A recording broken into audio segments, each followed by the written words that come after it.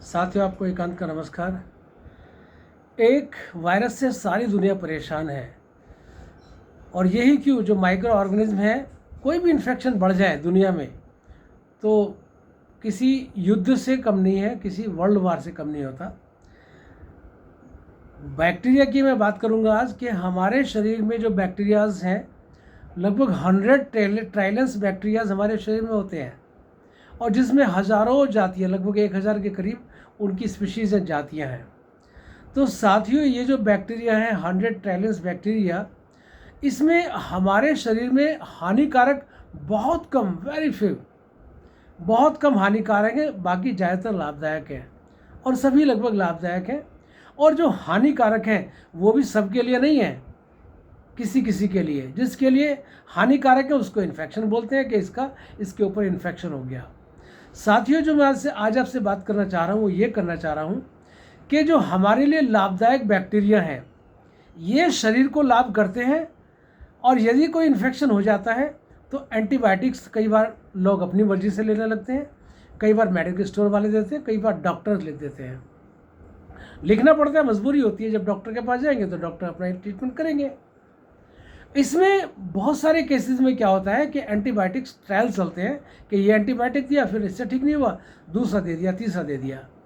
एक sensitivity test होता है जिसमें ये पता लगाया जाता है कि कौन सा बैक्टीरिया, कौन सा माइक्रो ऑर्गेनिज्म है जिसके कारण ये इन्फेक्शन है और इसके लिए कौन सा एंटीबायोटिक अप्रोप्रिएट है।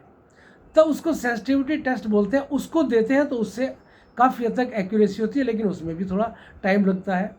तो साथियों, जो मैं आपसे बात कर रहा था कि लाभदायक हमारे लिए बैक्टीरियाज बहुत अधिक हैं, मोरओवर बहुत सारे हैं, हानिकारक 0.1% से भी कम है।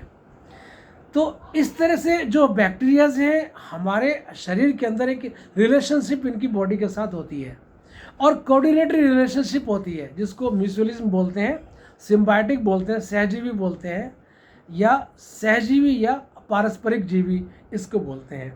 और नेचर के अंदर ये कॉपरेशन और कोऑर्डिनेशन शरीर से बाहर भी है और भीतर भी है। जीव अपना पेट भरने के बाद अपना शांत हो जाते हैं। बैक्टीरिया हमारे बॉडी में जो है लाभदायक जिनको बोलते हैं, उनका एक कोऑर्डिनेशन रिलेशनशिप है हमारे शरीर के साथ। वो भोजन लेते हैं, उसके बदले हमारे शरीर में बहुत सारे लाभदायक प्रॉपर्टीज़ या गुण डेवलप होते हैं उसके अंदर, जो कि मेटाबॉलिज्म में काम करते हैं, डाइजेशन में बैक्टीरिया काम करते हैं और हमारे हेल्थ को मेंटेन करने में भी काम करते हैं। साथियों, जो ओवर यूज़ ऑफ जो एंटीबायोटिक्स होते हैं, बहुत ज़्यादा यूज़ कर लिए जाते हैं तो एक बैक्टीरिया की फॉर्मेशन भी चेंज होती रहती है। इस तरह से जितना यूज़ करेंगे बैक्टीरिया भी अपनी कई बार फॉर्मेशन चेंज करके ऐसी स्थिति में आ जाता है जिसको सुपर बग बोल देते हैं। वैसे ये सुपर बग सभी माइक्रो ऑर्गेनिज्म के लगभग यूज़ किया जाता है, बैक्टीरिया के लिए, वायरस के लिए, फंगस के लिए विशेष रूप से। और ये सुपर बग है क्या? सुपर बग हमारी बॉडी में डेवलप होने के बाद ये इसमें किसी भी एंटीबायोटिक या किसी भी एंटी माइक्रोबियल एजेंट का या मेडिसिन का कोई काम शरीर पे नहीं होता। ये इम्यून हो जाते हैं, ये हमारी बॉडी में इन्फेक्शन पैदा करते हैं, रेस्पिरेटरी डिसऑर्डर पैदा कर देते हैं, यूरिनरी ट्रैक्ट इन्फेक्शन पैदा कर देते हैं।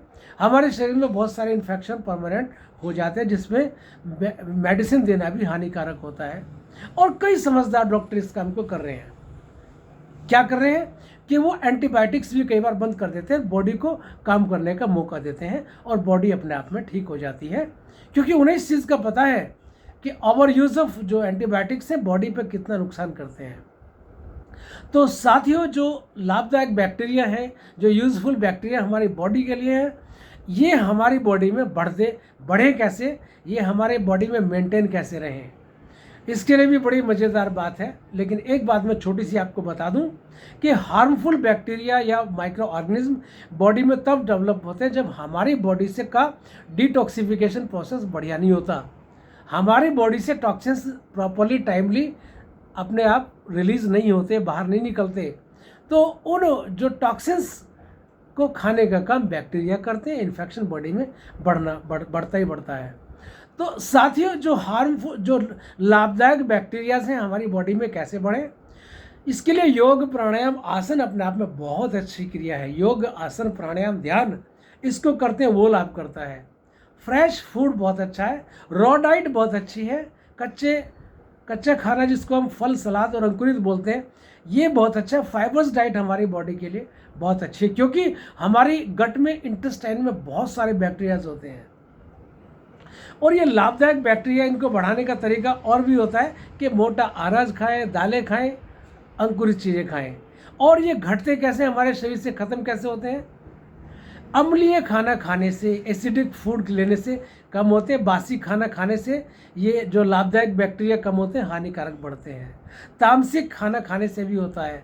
और बहुत अधिक मात्रा में डिब्बा बंद जो पदार्थ होते हैं, बहुत अधिक मात्रा में जो प्रिजर्वेटिव्स लेने से होते हैं।